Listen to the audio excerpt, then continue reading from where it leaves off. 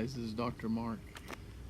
Quickly, this will be the last one. I thought that one was the previous one, but this is with KSM, and excited about you being here. But Isaiah 50 says, verse 4, "The Lord given me a tongue of the learned, I should know how to speak a word in season to his weary, to him who is weary, and awakens me morning by morning, awakens my ear to hear.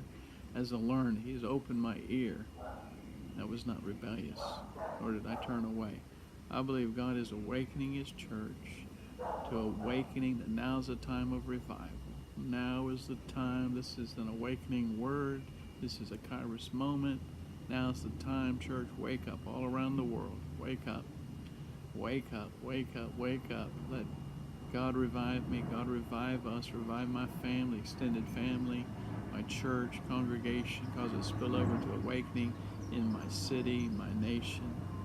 And chapter 50, or actually chapter 51, he says, "Awake, awake, and put on your strength, the arm of the Lord. Awake."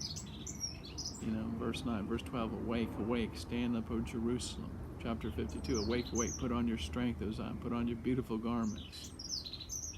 Shake yourself to the dust. Rise up, daughters of God. And Joel says, "Wake up the mighty men." Men, wake up. I believe there's awakening.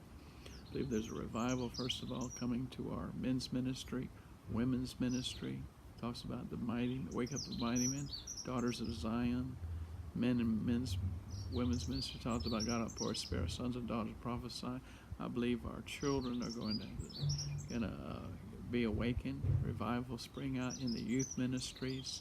In intercession talks about for our spirit, and they will prophesy, intercede, and all these areas, God is going to awaken. Old men will have dreams. Young men will see visions.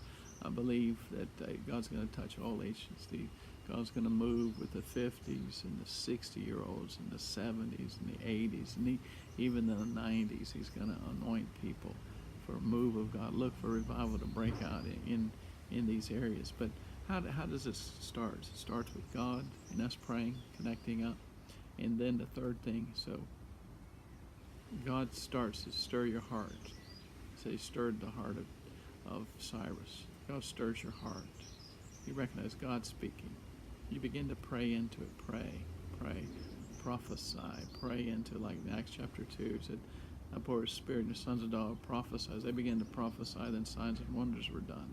So if you read that in Acts chapter 2, it says that I'll pour out my spirit, verse 17, on all flesh. That means on our community. "And your sons and daughters will prophesy. O men will see visions and dreams." It talks about handmaids, men servants, men. Then he says, "They shall prophesy and I will show." Verse 18, "They shall prophesy and I will show wonders in the heavens and signs on the earth." They will prophesy and I will show. And then it talks about whosoever shall call on the name of the Lord shall be saved. Verse 21, the whole purpose of the prophetic is to God to show, do signs and wonders. Why? Just to show you a great ministry or something? No. That people will be saved. People will be saved. We want signs and wonders that people get saved. People realize God is real. He loves them, wants to awaken them, and they get saved. Amen? And so, we know it's God's timing now. Like Daniel, Jeremiah prophesied, Daniel picked it up, prayed, go into praying and fasting. Get in the presence of God, get in the river, get revived. Pray for your family, get revived. Your congregation, get revived. Awaken. It starts to spill out into the community. And so the third thing is we need to recognize it, first thing. Pray it. And then we need to receive it and believe it and act on it. It needs action. You got to put legs to your prayers. My grandmother Nana used to say, put legs to your prayers. Faith without works, corresponding action is dead. You got to do something. What do? Start the prayer walk. Start the prayer walk. Going out when you go to the shops, when you go to the malls, when you go to work. It's on the tube, underground, train, driving. You can prayer walk or prayer drive. As you drive, begin to pray over your community. Joshua chapter 1 verse 3 says, "Every place the sole of your feet shall tread, I've given you." God's given us the land. But he said, go in and possess it. He said, I've given you the land, but you've got to go in. You've got to take the land. He says in Deuteronomy, I've set the land before you, but go in and possess it. One translation says dispossess it.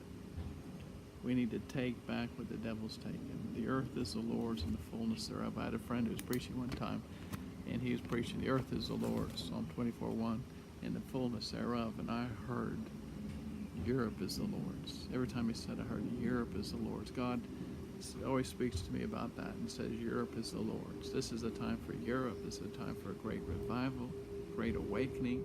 It's going to cover the earth like the waters cover the sea. It is coming to Great Britain. It is coming to England, Ireland, Scotland, Wales. It is coming to Scandinavia. It is coming to Europe, Eastern, Western Europe. I mean, there's a breaking out and revival in all these places, but it's going to grow and grow and grow and spill over to be a great revival. Hear the word of the Lord. Pray into it. Act. Go out. Pray. Walk your street. Walk your neighborhood. Begin to pray. Take back. And then the fourth thing is begin to share your faith. Begin to pray for people. Begin to talk to people. Tell people about the good news. Tell people about Jesus. Begin to pray for people and minister to people in the power of God and watch God move.